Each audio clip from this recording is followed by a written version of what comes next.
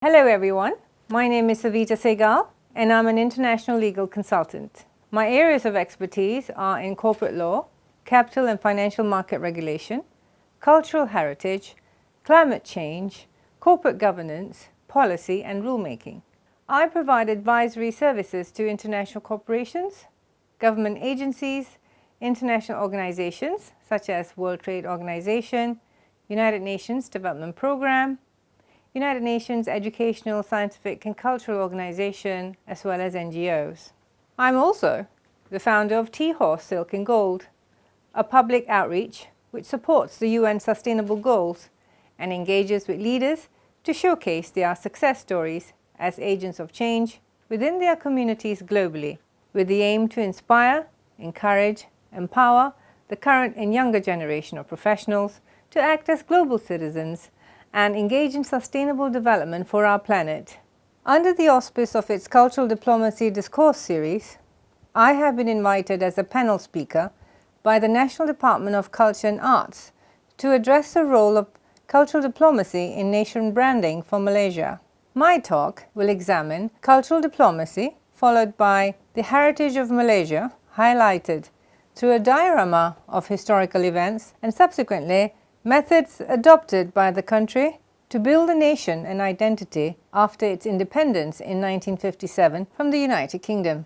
Thereafter, the talk will delve into Malaysia's approach with foreign relations and international platforms towards developing its international brand and image. Finally, various institutions, sectors and their instruments deployed by the country to achieve its international branding will be considered.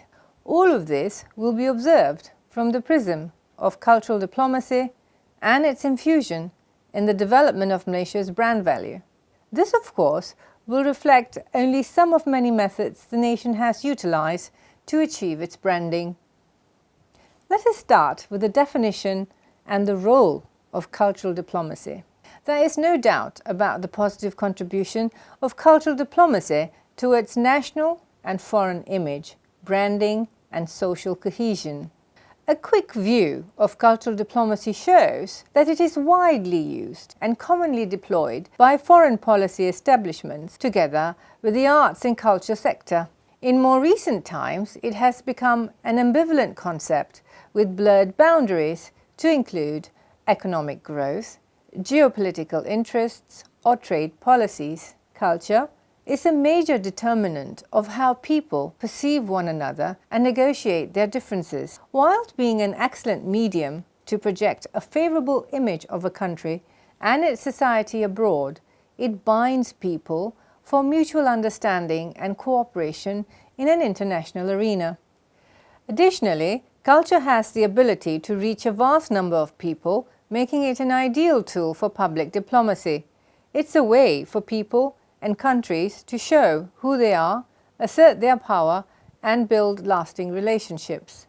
Cultural exchange provides people with the chance to appreciate points in common with others, and where there are differences, to understand the motivations and humanity that underlie them. Therefore, culture has a vital role to play in international relations. A nation's culture is the sum total of its achievement, expression of its personality, a way of thinking and acting. Programs of cultural relations abroad are methods of making these things known to foreign countries. In fact, after the Cold War and during the modern and contemporary periods of the world development, cultural diplomacy increased in importance, whereas military power, which was seen as hard power, became of limited use. Cultural diplomacy can be pursued with such strategies as gaining knowledge of a competitor and influencing the competitor's perception of oneself. In another word, gathering information and replacing unfavorable stereotype images with positive types. It's a form of soft power and has become an increasingly significant component of a country's international affairs toolbox. Harvard's Joseph Nye, an influential scholar, explains that as a form of soft power, it includes the power of attractive ideas or the ability to set the political plan and determine the framework of debate in a way that shapes preferences and perceptions. Malaysia today is on the way to becoming the next Asian superpower.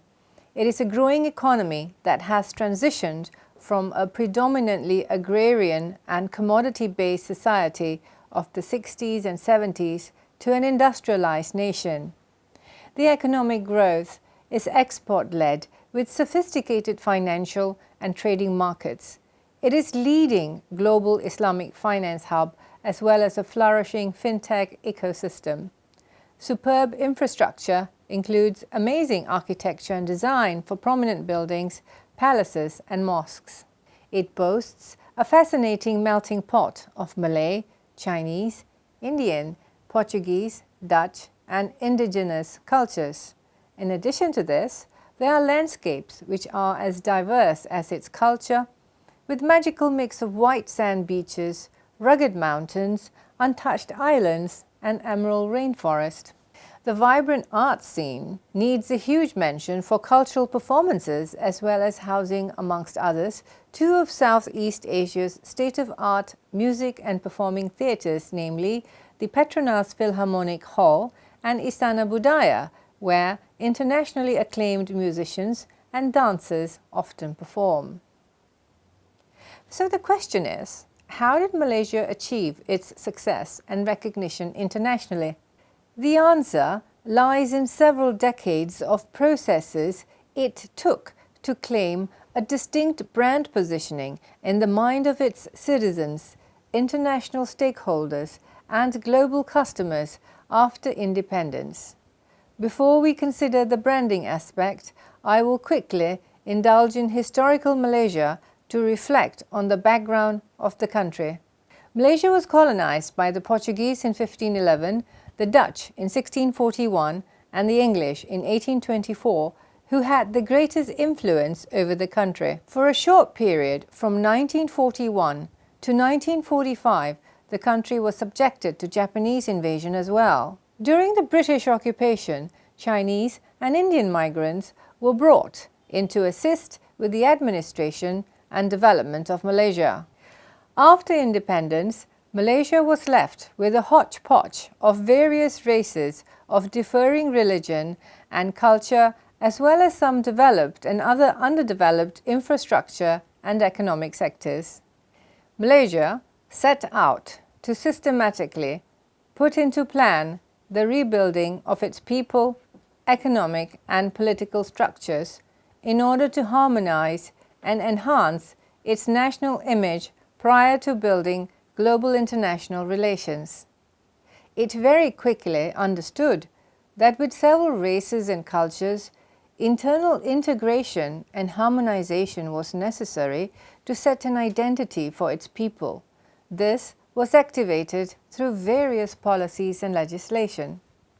For instance, the Federal Constitution of Malaysia, which came into force in 1957, is the supreme law of Malaysia, which provides fundamental liberties such as equality, freedom of movement, speech, religion, and the rights to citizenship, education, and property.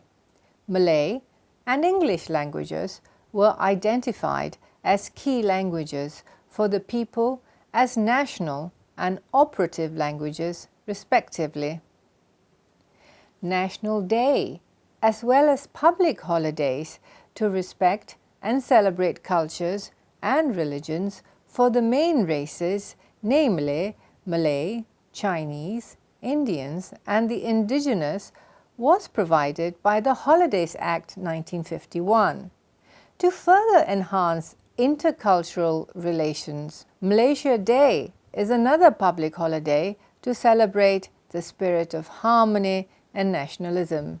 National principles named as Rukun Negara, formed in 1970, is the Malaysian Declaration of a national philosophy to foster unity and harmony amongst its races.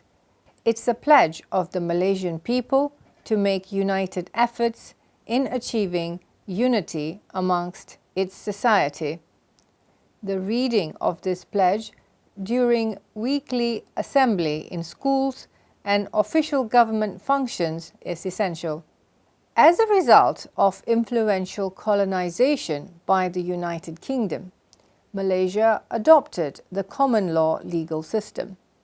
However, since Islam was the largest religion, Sharia law and court system was likewise established to deal with Islamic religion and cultural rights.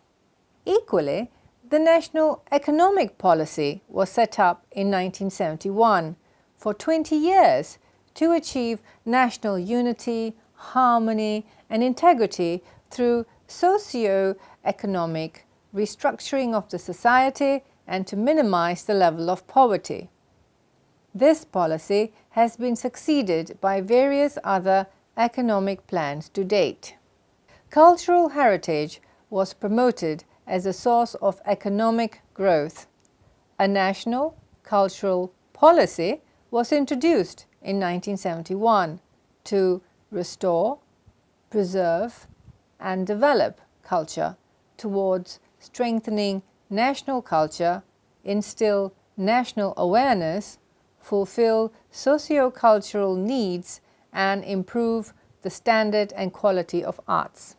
The National Heritage Act 2005 was established to give protection and preserve various tangible cultural heritage. This includes heritage buildings, which explains the importance of heritage conservation in urban development and has been promoted for the tourism industry. The end result of all these policies, philosophies, and legislation resulted in a national identity for Malaysia as having people who are warm, welcoming, culturally rich, and well-balanced societies with respect and integrity for each other as well as foreigners. Let's move on to international branding, interface, and implementation of economic and political plans through cultural diplomacy. Globalization accelerated after World War II, as a result of which there was a growing interdependence of the world economies and cultures brought about by cross-border trade in goods and services, technology, investment, and education. The economic policies, which I mentioned earlier, equally planned out Malaysia's foreign relations and trade. Malaysia had planned to move from an agrarian to an industrialized nation. It approached its foreign policy based on peace, culture, humanity, and justice. It used soft power, which I talked about earlier, to hold itself as a hub of Asia through blended cultures, food, landscapes, music, and people. This is the Malaysia Truly Asia brand that it promotes to the world. In fact, Malaysia is internationally known as a country that is guided by principles of respect for independence, sovereignty, non-interference in the affairs of other nations, peaceful coexistence, and mutual benefit in relations. Malaysia joined key international organizations such as the United Nations, World Trade Organizations, and World Health Organization. It engages actively in the non-aligned movement, the Commonwealth, Group of 77, Developing 8, Asia-Middle East Dialogue, Far East Asia-Latin America Cooperation, Indian Ocean Rim Association, Asia-Europe Meeting, and Asia-Pacific Economic Cooperation, amongst others. As a country with Muslim majority, Malaysia additionally gives importance to the solidarity of the Ummah and the spirit of cooperation among the Organization of Islamic Cooperation. In line with promoting Malaysian culture, international relations, and its people in foreign territories, a network of 110 diplomatic missions in 84 countries have been established. Cultural diplomacy was further utilized as a tool for nation branding to promote Malaysia as a venue for international sports championships such as Commonwealth Games, international hockey, badminton and tennis tournaments, to name a few, where food, culture and travel is exhibited. It further boosts our education system, where international universities and private schools are set up locally to build Malaysia as a provider of tertiary education in Asia. Additionally, Malaysia works closely with cultural missions such as the British Council, Alliance Française, Goethe Institute and Korea House to build connections between people through arts, culture, education and language. Malaysia builds bridges during international dialogues, conferences and symposium ranging from financial capital markets to trade and business forums, which are infused with promotion of culture and people integration, local food, dances, performances in our state-of-art theatres, museum trips and exhibitions of local artists. For instance, during the Prime Minister's speech at the 76th General Assembly of the United Nations this year, Malaysia addressed its effort in managing and recovering from the COVID-19 pandemic through a common vision of putting aside differences and becoming a Malaysian family focusing on protection of lives and livelihood. Besides this, he called for the spirit of world family to work together and address inequality, political instability and global governance.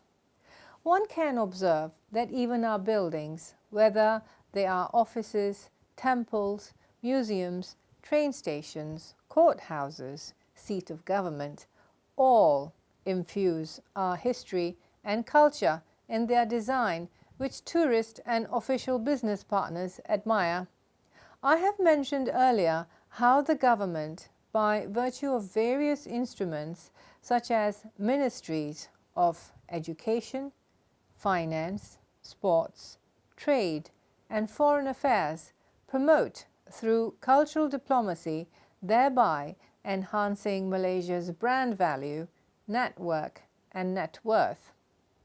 Another such agency is specifically empowering tourism and culture to strengthen the nation's identity and sustain its rich culture is the Ministry of Tourism, Arts and Culture. It is divided into several departments such as the National Department for Art and Culture, National Heritage, Museums, Tourism and the National Library, to name a few. The ministry, in fact, has received awards in the nation branding category by the Asia Pacific Brands Foundation. What's more, Malaysia engages with non-state actors such as the United Nations Educational, Scientific and Cultural Organization, international information and networking centers such as Korea's ISHCAP, and digital platforms such as ISHLink to promote its heritage and culture, which equally contributes towards the enhancement of the country image. The future is equally essential. It's very important for Malaysia to take care of its reputation, continue to work on its branding and perception, because this has an economic and social impact on the country. By maintaining a good perception, we will have a leading edge over other countries for trade, investments, talent, lifestyle and prominence. Current government policies such as national tourism, foreign policy, economic developments, education, climate change have been strategically put in place with the objective of ensuring a continuing and successful growth. A new cultural policy taking effect in 2021 has been designed to realize the vision of turning Malaysia into a developed country with its rich cultural heritage and its preservation. This policy was developed in the context of the aspiration and core elements of the earlier mentioned 1971 National Cultural Policy. Some of the key elements of the new policy include promotion of culture, community harmony, cultural heritage preservation, cultural economy generation, and cultural excellence. The current Minister of Tourism, Arts and Culture, Datuk Seri Nancy Shukri, goes as far to suggest that Malaysia should pursue the opportunity of becoming a member of UNESCO's Intergovernmental Committee so that the nation's identity and visibility will be highlighted at greater levels internationally. This type of membership can attract more tourists as well as boost the branding economy and create more jobs. I thank you.